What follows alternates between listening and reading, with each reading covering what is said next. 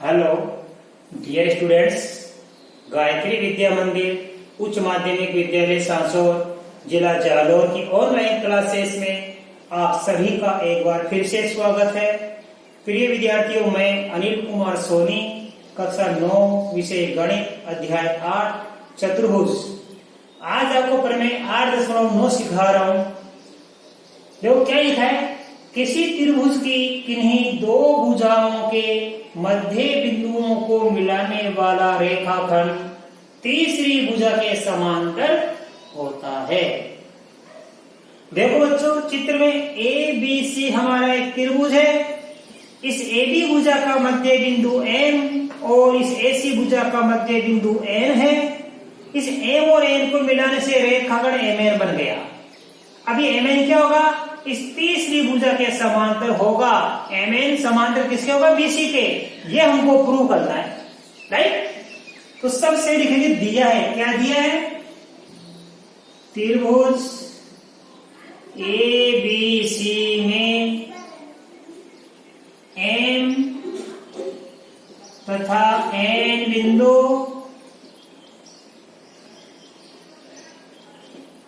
क्रमशः, ध्यान देना, ए बी एवं ए सी के मध्य बिंदु है, राइट। एम ए बी का मध्य बिंदु है और एन ए सी का मध्य बिंदु है। अब हम लिखेंगे सिद्ध करना है। बच्चों देखो, बड़ी अच्छी प्रमेय है, इसको मध्य बिंदु प्रमेय भी बोलते हैं। सिद्ध क्या करना हमको कि ये एम एन रेखाखंड इस बीसी के समांतर होगा। एम एन समांतर किसके होगा, बीसी के होगा। ये हमको सिद्ध करना है। अब देखिए बच्चों, इसके लिए हम रचना करेंगे। अब रचना क्या करेंगे हम, ध्यान देना, इस ए बी के समांतर यहां से सी से सीधी रेखा खींचेंगे। ये सीधी किसके समांतर खींची अपन ने, ए बी के, और एम एन को आगे बढ़ा दिया बी तक, ऐसे, ठीक है। तो ये रचना लिखना पड़ेगा, सीधी समांतर ए बी खींचा तथा एम एन बराबर बी एन खींचा, राइट। ये हमारी रचना हो गई। अब इसके लिए हम लिखेंगे उपपत्ति। अब हम लिखेंगे उपपत्ति। दिया है आ गया, सिद्ध करना है आ गया, और रचना आ गई। अब हम इसकी उपपत्ति लिखेंगे। देखिए, अब हम यहां पे कोणों को नंबर डाल देंगे। मान लो यहां 1 नंबर डाल दिया, या 2 नंबर डाल दिया, यहां 3 और यहां 4 नंबर डाल दिया अपन ने, ठीक है। ये 1 2 3 4 कैसे भी डाल सकते हो आप। यहां कुछ नंबर, यहां कुछ नंबर, यहां कुछ नंबर, और यहां इन चारों कोणों में आप कोई भी नंबर डाल सकते हो, 1 2 3 4। एक ध्यान देना कैसे कैसे हम डालेंगे। अब हमारे पास दो त्रिभुज हो गए। एक तो हो गया हमारे पास ए एम एन, दूसरा हमारे पास हो गया देखो सी डी एन। इन दोनों त्रिभुजों को आपको सर्वांग समसिद्ध करना पड़ेगा पहले। देखो कैसे, त्रिभुज ए एम एन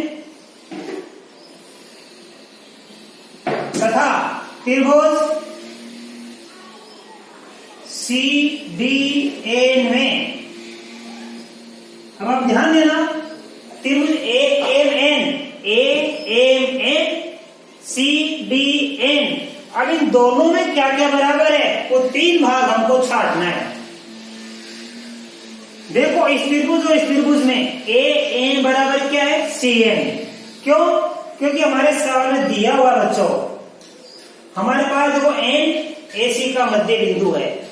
एन किसका मध्य बिंदु है, ये एन इस एसी का मध्य बिंदु है, अर्थात ए एन बराबर क्या होगा, सी एन। तो देखो लिखेंगे, चूंकि ध्यान देना ये सीडी किसके समांतर है, ए बी के। सीडी समांतर किसके है, ए एन के। सीडी समांतर ए बी के है, और ये तिरकरेखा इसको काट रही है, ये तिरकरेखा काट रही है, इसलिए 3 नंबर और 4 नंबर, तो ये दोनों रेखा समांतर हो गई, ये और ये तिरकरेखा काट रही है, तो ये दोनों एकांतर अंतर कोण हो गए। ठीक है, तो लिखेंगे इसलिए कोण 3 बराबर कोण 4 होगा। क्यों होगा, एकांतर अंतः कोण है, राइट। और क्या बराबर, ध्यान देना, कोण 1 बराबर कोण 2 होगा। कोण 1 बराबर कोण 2 क्यों हुआ, ये दोनों शीर्ष अभिमुख कोण है।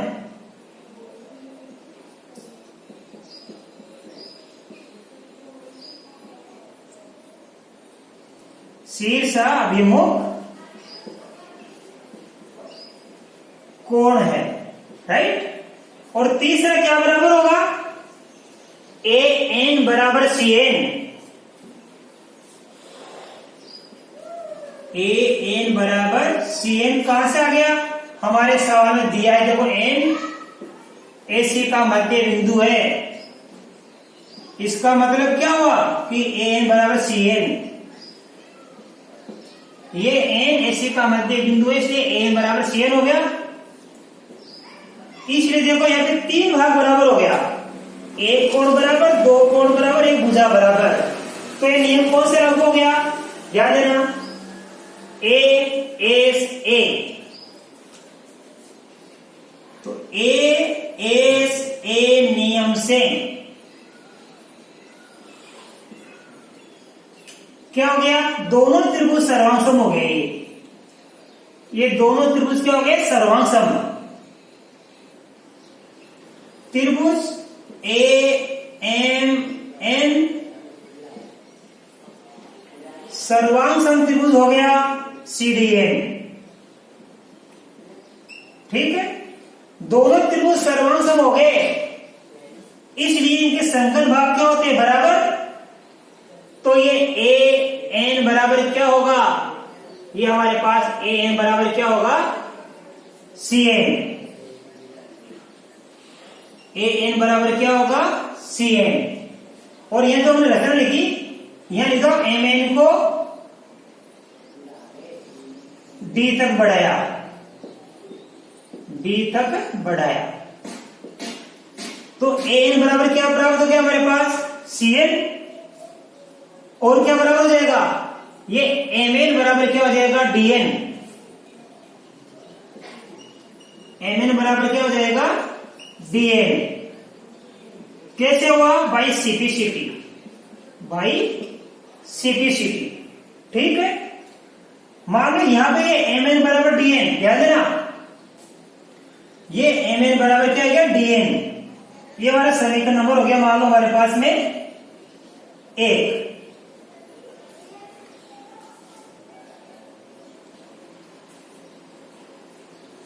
देखिए, तो ये यहां हमको क्या प्राप्त हो जाएगा, बाई सीपीसीटी, सर्वांगसम त्रिभुजों के संकेतक बराबर होंगे, ये ए एम बराबर सी डी प्राप्त हो जाएगा। ए एम बराबर सी डी कैसे हो, बाई सीपीसीटी, सर्वांगसम त्रिभुजों के संगत भाग बराबर होते हैं। तो ये समीकरण नंबर 1 हो गई। लेकिन ये ए एम किसके बराबर, बी एम के, लेकिन ए एम बराबर किसके है, बी एम। ये समीकरण नंबर 2 गई। ये कहां से आया, हमारे सवाल में दिया है। देखो, ये एम किसका मध्य बिंदु, ए बी का, एम ए बी का मध्य बिंदु, तो ए एम बराबर क्या होगा, बी एम। तो ये तो कैसे आया, इन दोनों त्रिभुजों के सर्वांग होने से ये संगत भाग बराबर हो गया। तो यहाँ ए एम किसके बराबर, सी डी के, और यहाँ ए एम किसके बराबर, बी एम के। ये हमारे सवाल में दिया है और ये हमें सिद्ध किया है। समीकरण 1 व 2 से ध्यान देना, ये एम सी डी के बराबर है और यह एम बी एम के बराबर है। तो सी डी और बी एम, ये सी डी और बी एम क्या हो गया, बराबर हो गया। यहां बता रहा हूं बाकी का मैं, चलो इसको यहीं लिख देता हूं मैं। समीकरण 1 व 2 से बी एम बराबर क्या हो गया, सी डी हो गया। बी एम बराबर क्या प्राप्त हो गया पूर्व को, सी डी। तो देखो यहां पे ये बी एम बराबर क्या प्राप्त हो गया हमको, सी डी प्राप्त हो गया। ये बी एम बराबर सी डी, इसलिए ये ध्यान देना बी सी डी एम, इसलिए बी सी डी एम क्या हो गया, एक समांतर चतुर्भुज है। क्या है ये बी सी डी एम हमारा एक समांतर चतुर्भुज है। इसमें क्या है, ये एम डी किसके समांतर के, बीसी के, इसलिए एम डी समांतर किसके हो गया, बीसी के। ये एम डी बीसी के समांतर हो गया, तो ये एम एन भी किसके समांतर होगा, बीसी के, क्योंकि ये एम एन इस एम डी का तो भाग है, तो एम डी समांतर बीसी, इसलिए एम एन समांतर क्या हो जाएगा, बीसी। इसलिए एम एन समांतर क्या हो जाएगा, बीसी हो जाएगा। और देखो बच्चों, हमको ये सिद्ध करना है एम एन समांतर बीसी।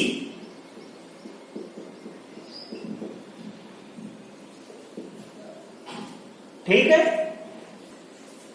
तो ये तो हमने सिद्ध कर दिया कि किसी त्रिभुज में दो भुजाओं के इन मध्य बिंदुओं को मिलाने वाला रेखाखंड तीसरी भुजा के समांतर होता है। ये तो हमने सिद्ध कर दिया। मैं इसको थोड़ा आगे बढ़ा रहा हूं कि किसी त्रिभुज की किन्हीं दो भुजाओं के मध्य बिंदुओं को मिलाने वाला रेखाखंड तीसरी भुजा के समांतर होता है। इसको थोड़ा सा और बढ़ा रहा हूं मन से, आप याद करना पूरा। तथा उसका आधा होता है। ये बातें पूरी याद करना। अब देखो एम एन समांतर निश्चित कर लिया, अब हम क्या करेंगे कि ये एम एन और बीसी को समांतर निश्चित कर दिया। अब एम एन किसका आधा होगा, बीसी का। एम एन बराबर होगा 1/2 बीसी। ये भी हमको सिद्ध करना है। एक त्रिभुज की दो भुजाओं के इस भुजा का मध्य बिंदु है, इस भुजा का मध्य बिंदु है, तो दो भुजा के मध्य बिंदु को मिलाने वाला रेखाखंड इस तीसरी भुजा के समांतर भी होता है और इसका आधा भी होता है। ठीक है, अब तो कैसे सिद्ध करेंगे हम, जो कि ध्यान देना ये बीसीडीएम, बीसीडीएम क्या है, एक समांतर चतुर्भुज है हमारे पास। ठीक है, इसलिए ये एम डी बराबर क्या हो जाएगा, बीसी। इसलिए एम डी बराबर क्या होगा, बीसी होगा। तो ये हमारा एम डी बराबर बीसी हो गया। अब देखो ये एम डी दो भागों बढ़ गया, एम एन और D N. M N plus D N बराबर क्या हो जाएगा, बीसी। अब एम एन और डी एन बराबर है, ये एम एन और डी एन क्या है, बराबर है। ध्यान देना, ये एम एन और डी एन क्या हो गया हमारा, बराबर हो गया। अब देखो ध्यान से, ये दोनों भाग बराबर हो गए, तो क्या लिखेंगे अपन, इसलिए एम एन की डी एन की जगह क्या लिख देंगे, एम एन बराबर बीसी। तो यह एम एन और इसकी जगह एम एन, तो क्या बन गया, ये 2 एम एन हो गया बराबर बीसी। अब ये एम एन का गुणा 2 से हो रहा है, 2 का भाग इसमें लग जाएगा, भाग बदल जाएगा ये। इसलिए एम एन बराबर 1/2 बीसी। बीसी में किसका भाग लग गया, 2 का भाग लग गया। ठीक है, ये आपको प्रमेय मैंने आपको 8/9 अच्छी तरह सिद्ध करा दी। इसका स्क्रीनशॉट ले लो, बाद में आपको 8.10 प्रमेय सिखा दूं मैं। देखो बच्चों, प्रमेय 8.10 ये 8/9 का अपोजिट है, विलोम। किसी त्रिभुज की एक भुजा के मध्य बिंदु से दूसरी भुजा के समांतर खींची गई रेखा तीसरी भुजा को समद्विभाजित करती है। देखो ये एक भुजा त्रिभुज ए बी सी की, ये ए बी एक भुजा, बी सी दूसरी भुजा और ऐसी तीसरी भुजा है। तो क्या लिखा है, किसी त्रिभुज की एक भुजा के मध्य बिंदु, तो ये त्रिभुज एबीसी में इस ए बी का मध्य बिंदु क्या एम, मध्य बिंदु से दूसरी भुजा के समांतर, यानी इस एम बिंदु से बीसी के समांतर एम एन खींचेंगे तो ये एम एन रेखा क्या करेगी, इस ऐसी रेखा को समद्विभाजित करेगी, यानी ए एम बराबर क्या होगा, सी एम। तो देखो क्या लिखेंगे, दिया है, क्या दिया है, ये एम ए बी का मध्य बिंदु है, एम ए बी का मध्य बिंदु है, तथा क्या दिया है, एम से एम एन समांतर बीसी है, एम एन समांतर किसके है, बीसी के है, राइट। तो ए भुजा ए बी है, इसका मध्य बिंदु एम है, इस एम से इस दूसरी भुजा बीसी के समांतर रेखा एम एन खींची। ये एम एन कहां से खींची हमने, एम बिंदु से, किसके समांतर खींची, बीसी के। तो ये एम एन रेखा क्या करेगी, इस तीसरी भुजा एसी को समान दो भागों में विभाजित करती है, यानी ए एन बराबर क्या होगा, सी एन। तो सिद्ध करना है कि एसी समद्विभाजित हो जाती है, अर्थात ए एन बराबर सी एन, ये हमको सिद्ध करना है। रचना वही देखो, सी से सी डी समांतर बी एम खींची, ये हम सी से ये सी डी समांतर बी एम खींचेंगे और एम एन को डी एन तक बढ़ाएंगे, तथा एम एन को बी एन तक बढ़ाया, राइट। अब देखिए आप लोग इसके, तो सी से सी डी समांतर बी एन खींची और एम एन को डी एन तक हमने बढ़ा दिया। अब हमारे पास ये दो त्रिभुज बन गए, बस इनको हम क्या करेंगे, सर्वांग सम। तो देखो लिखेंगे त्रिभुज ए एम एन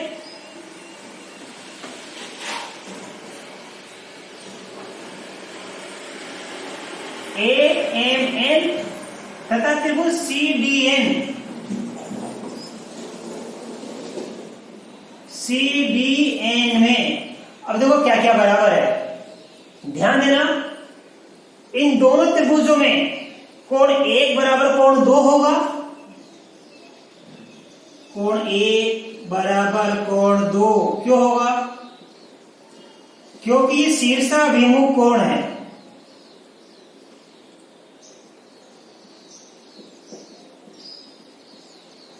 राइट। कोण एक बराबर दो क्यों है, शीर्षाभिमुख कोण है, और तीन बराबर चार होगा, कोण तीन बराबर कोण चार क्यों होंगे, एकांतर अंत है कोण, ठीक है, ये एकांतर अंत है कोण है बच्चों। क्यों है, क्योंकि हमारे पास ध्यान देना, ये ए बी समांतर क्या सी डी और तिर्यक रेखा एसी इसको काट रही है, इसलिए तीन और चार कैसे कोण बन गए, एकांतर अंत है कोण बन गए। अब ध्यान देना, ये ए एम बराबर सी डी होगा, ए एम बराबर क्या होगा, सी डी। अब ये मेन चीज है, देखो ध्यान देना, यह ए एम बराबर सी डी क्यों होगा, इसका जवाब बता रहा हूं मैं, ध्यान देना। क्योंकि ए एम बराबर बी एम है, ए एम बराबर क्या है, बी एम, हमारे सवाल में दिया है कि ये ए एम बराबर क्या है, बी एम। क्यों? क्योंकि एम ए बी का मध्य बिंदु है। और देखो ये बी सी डी ए हमारा क्या है, समांतर चतुर्भुज है। ये समांतर चतुर्भुज है तो ये बी एम किसके बराबर, सी डी के।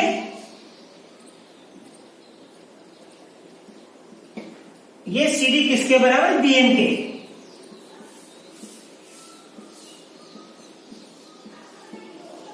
तो अच्छी तरह समझना, यह ए एम और बी एम क्यों बराबर है? क्योंकि हमारे सवाल में दिया है, क्या दिया है, एम ए बी का मध्य बिंदु है, अर्थात ए एम बराबर बी एम। तो यहां तो बी एम किसके बराबर होगी, ए एम के, क्योंकि हमारे सवाल में दिया हुआ है। और यहां देखो ये बी एम किसके बराबर है, सी डी के, क्योंकि ये हमारा बी सी डी एम क्या समांतर चतुर्भुज है। तो ये बी एम इसके भी बराबर है, क्योंकि समांतर चतुर्भुज की समभुजाएं बराबर होती है। और ये बी एम किसके बराबर है, ए एम के। तो देखो यहाँ ए एम बराबर बी एम और ये सी डी बराबर बी एम। तो ये देखो यहाँ पे ये दोनों बराबर हो जाएगी, ये बी एम और बी एम बराबर है, तो ए एम बराबर क्या हो जाएगी, सी डी। ए एम बराबर क्या हो गई, सी डी हो गई। तो त्रिभुज के कितने भाग समान हो गए हमारे पास में, 3 भाग हो गए। इसलिए ए एस कोण कोण कोण, 2 तो कोण हो गए, एक भुजा हो गई। ए एस नियम से दोनों त्रिभुज सर्वांग सम हो जाएंगे। त्रिभुज ए एम एन सर्वांग सम त्रिभुज सी डी एन, ये दोनों त्रिभुज हमने सर्वांग सम सिद्ध कर दिए। और सर्वांग सम त्रिभुजों के संगत भाग क्या होते हैं, बराबर होते हैं। हम जानते हैं बच्चों, देखो यहाँ पे एक कोण, 2 कोण, एक भुजा, तो 2 कोण एक भुजा के नियम से दोनों त्रिभुजों को हमने क्या सिद्ध कर दिया, सर्वांग सम सिद्ध कर दिया। और हम जानते हैं सर्वांग सम त्रिभुजों के संगत भाग बराबर होते हैं। इसलिए हमें क्या सिद्ध करना, ए एन बराबर सी एन। तो ये ए एन बराबर सी एन होगा, इसलिए ए एन बराबर क्या होगा, सी एन।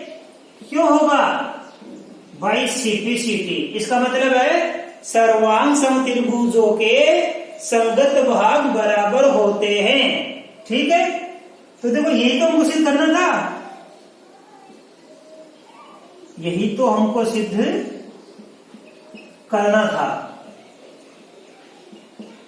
ठीक है, तो दोबारा देख लीजिए, बड़ी आपको दिया है सिद्ध करना, रचना तो प्रश्न में से आ जाएगा, बाकी हमने सिद्ध कर दिया। अच्छी तरह पहले समझ में आ गई। धन्यवाद।